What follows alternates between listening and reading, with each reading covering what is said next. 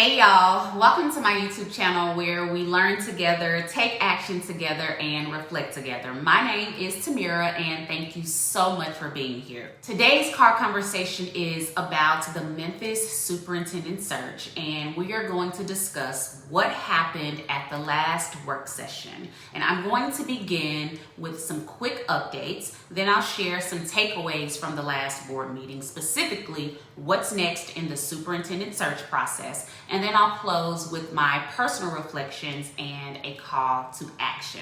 So let's start with some quick updates. During the April 15th meeting, HYA announced the top 3 finalists and board members were bewildered, flummoxed, all types of confused about the search criteria and the search process. And so as a result of the confusion and the lack of clarity, the superintendent search was paused.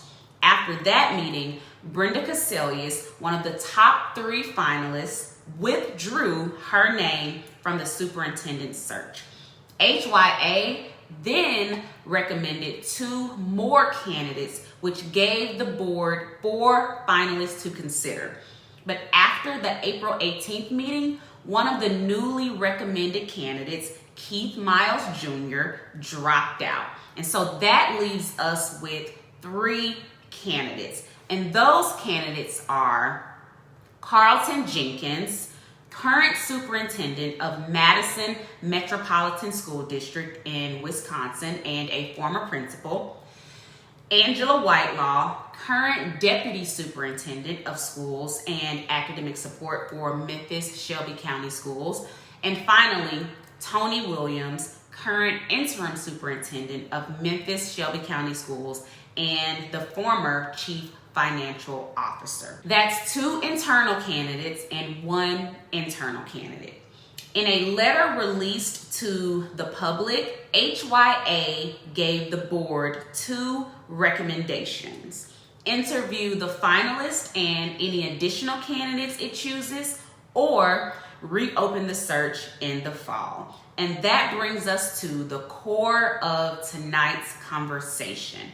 How should the board proceed in the search process? Should they interview the top finalists, considering any additional candidates on the list, or should they reopen the search? But before we get into it, I want to begin by sharing an image from the April 18th meeting. I did not attend this meeting in person, but I did watch the live stream, and every once in a while, the cameraman would pan over the audience and offer viewers a glimpse of the community members in attendance. And during one of those pans, this is what I saw. A group of women holding signs that said, "Bring integrity to the process." Bring integrity to the process. Integrity is what the community wants. Integrity is what the community deserves. Integrity is what the community demands. Integrity is what is going to get us to the leader that represents our children and the leader that our children deserve. So thank you, ladies, for reminding us all of the importance of integrity throughout this entire process and beyond. Now, let's get into the board's discussion on what's next in the superintendent process.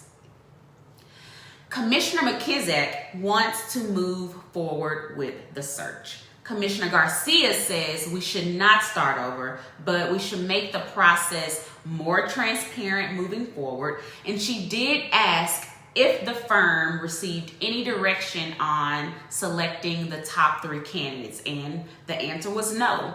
According to Commissioner Garcia and the information she received, the rubric was followed with fidelity.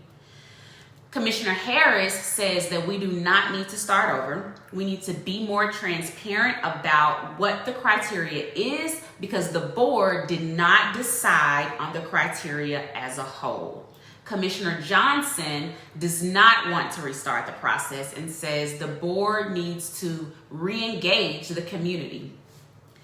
Commissioner Williams says that reopening the search means reopening it for applicants. He asked what happens in the interim if we were to reopen the search and how much longer that will take and what does that mean for the interim superintendent.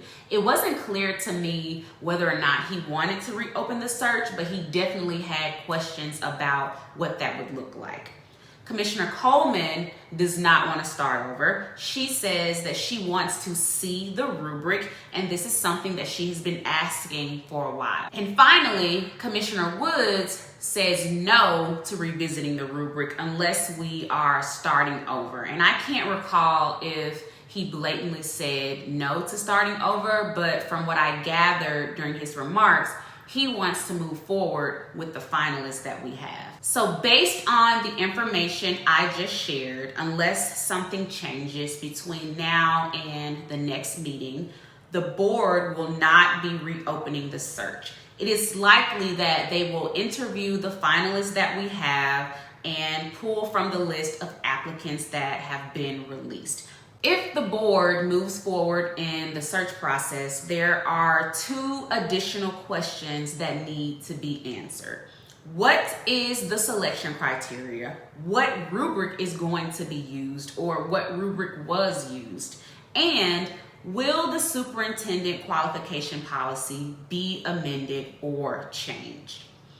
As it relates to superintendent criteria and policy amendments, Commissioner Garcia says there needs to be a public meeting where the board discusses the policy and the criteria before proceeding. She asked if the policy does not change, is interim superintendent Tony Williams qualified as it is written? We need answers.